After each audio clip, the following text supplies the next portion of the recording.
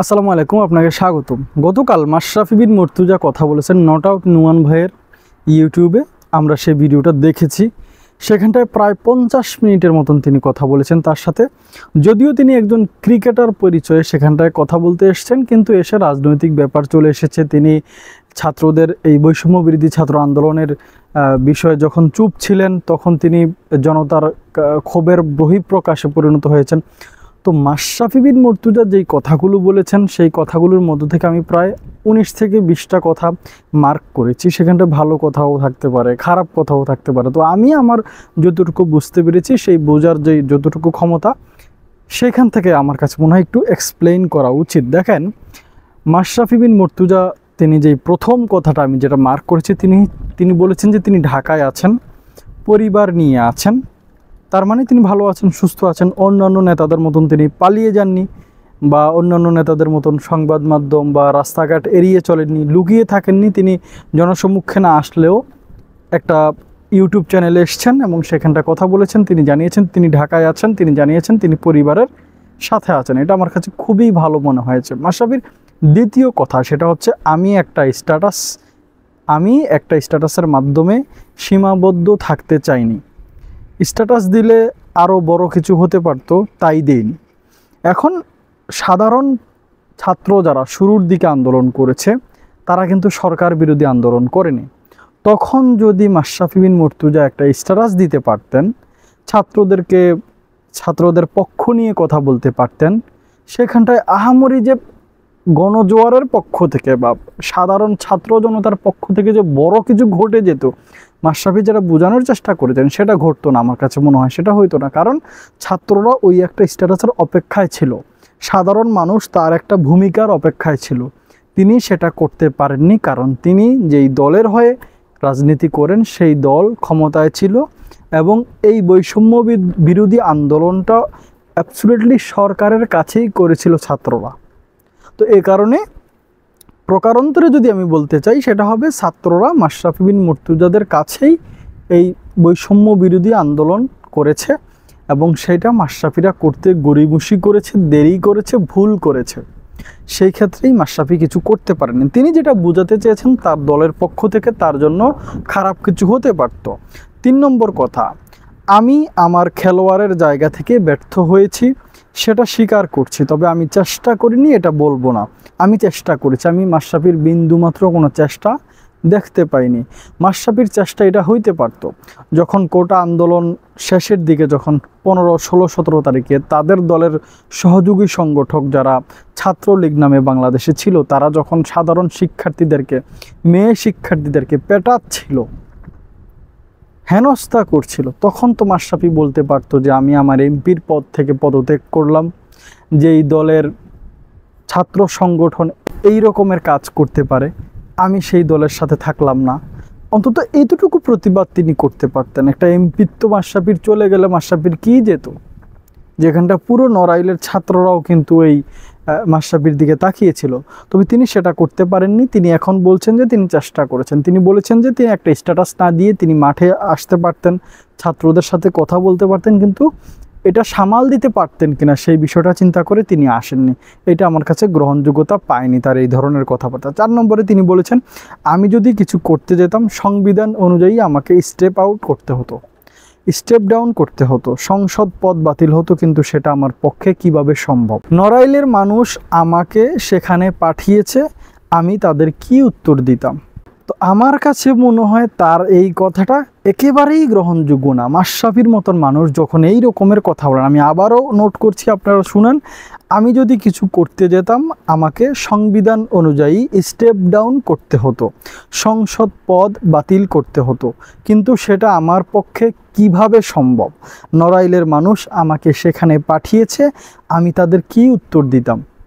মাশরাফি বিন মুর্তজা হয়তো ভুলে গেছেন তার দলীয় লোক ছাড়াও নড়াইলে ভিন্ন ধর্মের বা ভিন্ন মতাদর্শের মানুষ আছে, ভিন্ন দলের মানুষ আছে। তিনি যে নড়াইলের এমপি হয়েছেন, তিনি হয়তো ধরেই নিয়েছেন তিনি শুধু আওয়ামী লীগের যারা মানুষ, আওয়ামী লীগের যারা সাপোর্টার, আওয়ামী লীগের যারা ভক্ত, তাদের এমপি হয়েছেন তিনি। কিন্তু প্রকারান্তরে তিনি পুরো নড়াইলের এমপি হয়েছেন। এখন যখন পুরো নড়াইলবাসী একটা জিনিস চাচ্ছে, সেটার পক্ষে আপনি যেতে পারছেন না।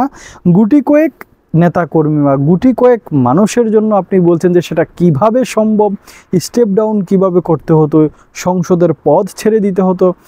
নড়াইল থেকে আপনার মতন এরকম অনেক মানুষ আছে যারা এমপি হইতে পারে, কিন্তু কেউ তো এমপি হতে পারেনি আপনার জন্য, বা আপনি একজনই এমপি হয়েছেন। তো আপনি একজন এমপি হয়েছেন, আপনি একজন যদি জনতার কাতারে নেমে আসতে পারতেন, আপনি যদি সেইভাবে কথা বলতে পারতেন, আমার কাছে মনে হয় খুবই ভালো হইতো।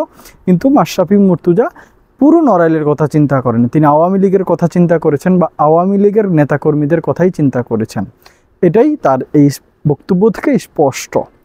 5 নম্বর, আমি জানি ভিডিওটা বড় হয়ে যাচ্ছে, একটু ধৈর্য ধারণ করে যদি আপনারা শুনতে পারেন। মাশরাফির ভেতরের কথাগুলো আমি আজকে বলার চেষ্টা করছি, মাশরাফির ভেতরকার কথাই আপনাদের সামনে তুলে ধরার চেষ্টা করছি। আমার মেয়েকে জিজ্ঞেস করেছি তুমি কি স্ট্যাটাস দিচ্ছ? সে বলেছে হ্যাঁ দিয়েছি। তোমার কোনো প্রবলেম আছে? আমি বলেছি না, আমার কোনো প্রবলেম নেই। আমার মেয়েকে আমি বলেছি তোমার স্কুল থেকে যদি আন্দোলন যায় তুমি সেখানটায় থেকো। মাশরাফি বিন মুর্তজা তার মেয়ের কাছে একজন বাবা হিসেবে অপরাধী হতে চাননি, এটা ভালো দিক। কারণ তার বাবা যদি, মাশরাফি যদি বলতো তার মেয়েকে যে তুমি এই আন্দোলনে সম্পৃক্ত থেকো না, মেয়ের কাছে মাশরাফি তার পদের জন্য, তার চেয়ারের জন্য, তার ক্ষমতার জন্য অপরাধী হয়ে যেত। এটা আমার কাছে ভালো লেগেছে, মেয়েকে নিষেধ করেনি। আমার মনে হয় না মানুষ ক্ষোভ থেকে আমার বাড়ি আগুন দিয়েছে, আবার দ্বিতীয় পারে। আমার কাছে মনে হয় মব থেকে, যেটা সবাই করছে আমিও করছি, এই ধরনের ধারণা থেকে এমনটা হতে পারে। আমি হয়তো সবার কাছে পৌঁছাতে পারিনি, এটা সত্যি কথা। আওয়ামী লীগের সরকার যারা ছিল গত 15 বছর, তারা সবার কাছে না, তারা বাংলাদেশের সাধারণ মানুষদের কাছেও পৌঁছাতে পারেনি। তারা সব সময় ক্ষমতার দাপট দেখিয়েছে, সব সময় তারা নিজেদের দাম্ভিকতা দেখিয়েছে। মাশরাফিও সে পথেই হেঁটেছেন। আমি জানি না তার বাড়িতে কয়টা বিএনপি নেতা সুন্দর করে বসতে পেরেছেন, তার সাথে কথা বলতে পেরেছে, বা অন্যান্য রাজনৈতিক দলের নেতাকর্মীরা তার সাথে কিভাবে ব্যবহার করছে সেটা আমি জানি না। তবে তার এই কথা যেটা তিনি এখানটায় উল্লেখ করেছেন, তার বাড়ি পুড়িয়ে দেওয়াতে তার কোনো ক্ষোভ নেই, মবের কারণে হতে পারে, সবাই করছে আমিও করছি এই কারণে হতে পারে তিনি বলেছেন। এবং তিনি বলেছেন তিনি সবার কাছে পৌঁছাতে পারেন, সঠিক এবং সত্য কথা তিনি বলেছেন। আমি নিজেও সেই প্রশ্নের উত্তর খুঁজছি, কেন আসলে আমার বাড়িতে আগুন দেওয়া হলো। তার বাড়িতে আগুন দেওয়ার একমাত্র কারণ বৈষম্য বিরোধী ছাত্র আন্দোলনে তিনি নীরবতা পালন করেছেন এবং যারা ছাত্র হত্যা করেছে তাদের পক্ষে অবস্থান করেছেন। এই কারণেই তার এই বাড়ি আগুনে পুড়িয়ে দেওয়া হয়েছে, তিনি ক্ষোভের শিকার হয়েছেন। এটা একদম সিম্পল, এটা না বোঝার কিছু নেই। আমি সব মিলিয়ে আপসেট, না আমি কিছু করতে পারলাম, না আমি আমার বাবা মাকে সেভ করতে পারলাম। সেভ করতে পারবেন কিভাবে? আপনি যখন ক্ষমতাসীন দলের হয়ে রাজনীতি করতে যান, আপনি একটা বিপক্ষ দলের হয়ে বা সরকার বিরোধী একটা দলের হয়ে এমপিত্ব করতেন, যদি আপনার সেই সৎ সাহস থাকতো, আপনি তো সেটা করতে পারেননি। আপনি ক্ষমতাসীনদের সাথে হাত মিলিয়েছেন এবং তাদের সাথে স্বৈরাচারতন্ত্রের সাথে আপনি হাত মিলিয়েছেন। তো এই কারণে আপনি অবশ্যই আপসেট থাকবেন, এটা স্বাভাবিক। আপনার বাবা মাও সেফ থাকবে না, এটাও স্বাভাবিক। এটাই বাংলাদেশে আগেও বহুবার হয়েছে। হামলার 3 থেকে 5 মিনিট আগে আমার মা বাবা বের হয়ে যান। বাসার ছেলেমেয়েরা বলছিল মাঠ থেকে দৌড়ায় দৌড়ায় ছেলেরা আসছে, আপনারা বাসার বাহিরে যান। এরপর ওনারা এক কাপড়ে বের হয়েছেন। আপনার বাড়ি ঢাকাতে বেশ কয়েকটা বাড়ি আছে, নড়াইল একটা বাড়ি ছিল, মিরপুরে বাড়ি, এখনও কাজ চলছে, আপনি নিজেই বলেছেন গতকালকে। তো এই এক কাপড় বের হয়ে যাওয়াটা, এটা মানুষের একটা আবেগ বা অনুভূতি হিট করানো, আমার কাছে মনে হয় এই কারণেই আপনি এই কথাটা বলেছেন। যাই হোক, তবে আপনি চাইলে এগুলো বন্ধ করতে পারতেন, সাধারণ ছাত্রদের কাতারে দাঁড়াতে পারতেন, যেটা অনেক ক্রিকেটার দাঁড়িয়েছে, আপনি দাঁড়াতে পারেননি। আমার ক্রিকেটের আর কোনো স্মৃতি নেই, তবে আমি সেগুলো নিয়ে চিন্তা করছি না। আমার মা বাবা ভালো আছেন, এটাই ভালো। ক্রিকেটেও তার যেই সমস্ত স্মৃতি ছিল সেগুলো পুড়ে গেছে, বাড়ি পুড়ে যাওয়ার সাথে সাথে, সেটাই তিনি এখানটায় উল্লেখ করছেন। আমার সব অ্যাসেট সম্পদ খেলোয়াড়ি জীবনের পাওয়া। নড়াইলে বাড়ি 14-15 সালে করেছি, মিরপুরের বাড়ি 2008 সালে করেছি, এবং আমার কোনো অ্যাসেট 2018 সালের পরে নেই। তার মানে তিনি বুঝিয়েছেন 2018 সালে তিনি রাজনীতিতে এসেছেন এবং তারপরে তিনি আর কোনো নতুন করে কোনো সম্পত্তি তৈরি করেননি বা সম্পত্তি ঘরে উঠেনি, এটাই তিনি বোঝাতে চেয়েছেন। বাকিটা তদন্ত করলে বেরিয়ে আসবে। বাড়ি ভাঙার জন্য আমি নড়াইলের মানুষের বিরুদ্ধে কোনো বিচার চাইবো না। আমি আমার বাবাকেও বলে দিয়েছি যাতে মামলা না করে, যেটা হয়ে গেছে সেটা অ্যাকসেপ্ট করে নিয়েছি, অ্যাকসেপ্ট করে নেওয়ারই কথা। কারণ আপনি অন্যায়ের পক্ষে ছিলেন, ন্যায়ের পক্ষে ছিলেন না। এখন অন্যায়ের পক্ষে যারা থাকে তাদের ক্ষয়ক্ষতি হয়, এটাই স্বাভাবিক। তবে এই বাড়ি পুড়িয়ে দেওয়াকে আমি সমর্থন করি না। আমার 14 গোষ্ঠীর কেউ ব্যবসা করে না। আমার ছোট ভাই একটা ব্যবসা করে কাপড়ের, তাও অনেক আগে থেকে। এটা ছাড়া আর কেউ ব্যবসা করে না। ক্রিকেট আমার প্রফেশন, রাজনীতি আমার ফ্যাশন। পেশান করতে গিয়ে আপনি যেই রোশানলে পড়েছেন, ভবিষ্যতে আপনি যদি আর নতুন কোনো পেশান করতে চান, আমার কাছে মনে হয় ভেবেচিন্তে আপনাকে সেই পেশান করতে হবে।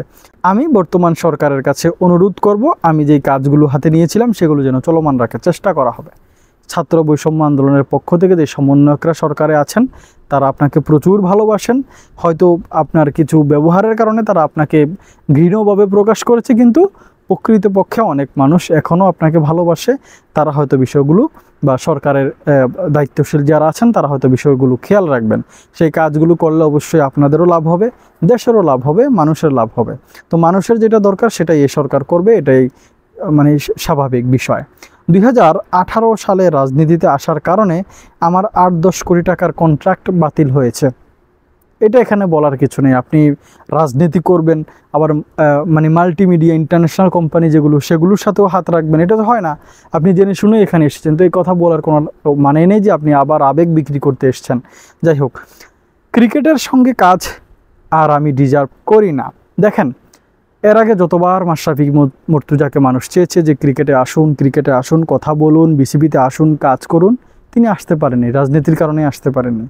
এখন যখন রাজনীতি হারিয়ে ফেলেছেন, এখন তিনি বিসিবিতে আসবেন, এইটা মেনে নেওয়া যায় না। তিনি হয়তো ছোট পরিসর, নিজেও কথা বলেছেন, ছোট পরিসরে কোনো ক্রিকেটের সাথে তিনি কাজ করতে পারেন। আশা করি একটা সুন্দর বাংলাদেশ গড়ে উঠবে, এটা আমার প্রত্যাশা, এটা আপনার না, পুরো বাংলাদেশের প্রত্যাশা।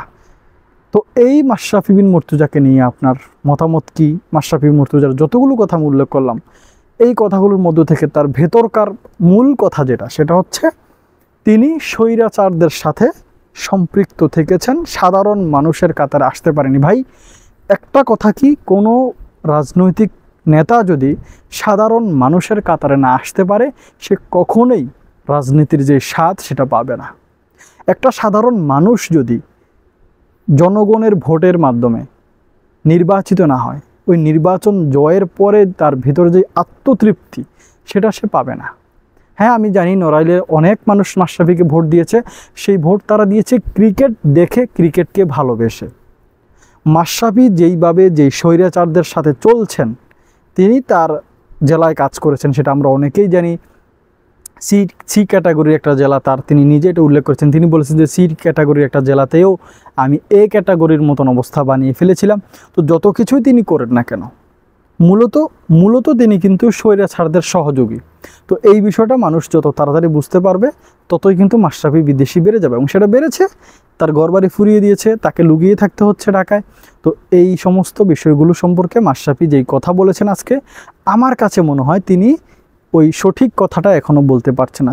তিনি যদি বলতেন যে আওয়ামী লীগ সরকার ভুল করেছে, ছাত্রদেরকে গুলি করা ঠিক হয়নি, আমি চুপ থেকেছি, এটা আওয়ামী লীগ সরকারের কারণেই থেকেছি, বা আমি যদি চুপ না থাকতাম আমার উপর চাপ আসতো, এই কথাগুলো যদি অকপটে তিনি স্বীকার করতেন, ছাত্রদের এই বিজয়কে যদি তিনি স্যালুট করতেন, শহীদদেরকে নিয়ে যদি তিনি মানে শোক প্রকাশ করতেন, তবেই তো আমরা বুঝতাম যে মাশরাফির ভিতরে এখনও মনুষ্যত্ব আছে।